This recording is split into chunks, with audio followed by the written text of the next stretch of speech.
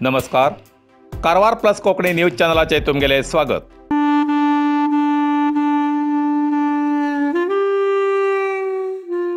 सकाळपराक अचानक 5 जणांच्या गँगान केलो हल्लो, घोवालो खून तर बायल जखमी।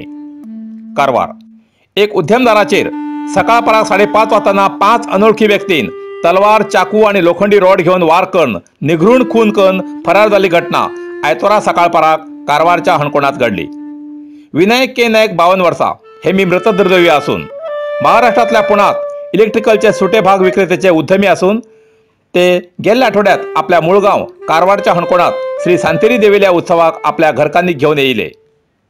आयतार 22 तारखेक सकाळपराक पुण्या वयची तयारी करतना अचानक 5:30 वाजताना 5 जण अनोळखे हातात तलवार, चाकू घेऊन घरात घुसून विनायकाचेर हल्लो करून खून केलो आणि तेमगेल घरकान वैशाली जखमी झाली, जाल्यार सुदैवान बचाव झाली।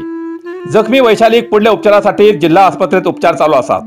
या प्रकरणाची चित्ताकोला पोलीस ठाण्यात तक्रार नोंद झाला, पुढील तपास चालू आसा। विनायक आणि वैशाली हेमी सकाळी पुण्या वयच्या तयारीत असताना 5 जणांलो पंगड अचानक घरात येऊन चाकू, तलवार, लोखंडी रॉड घेऊन दंपतीचेर हल्लो केलो। त्या हल्ल्यात विनायक जाग्यारच मरण पावलो तर बायल वैशाली बेशुद्ध पडली अशी बातमी मेळ्ळा।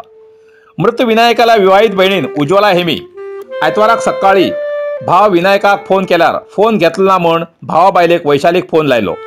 तेमी फोन उचलला म्हूण संशय येवन भयण कारवारच्यान हणकुणा विनायकाल्या घरा येयल्यार ही घटना नजरे पडली।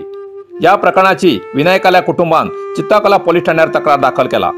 मृत विनायकाल्या बायलेन वैशालीन या घटनेंतल्यान सावरण माहिती दितरेच या प्रकरणाचे खरे कारण कळू येतले आणि त्या दिशेन पोलीस यंत्रणा कार्यप्रवृत्त जातली।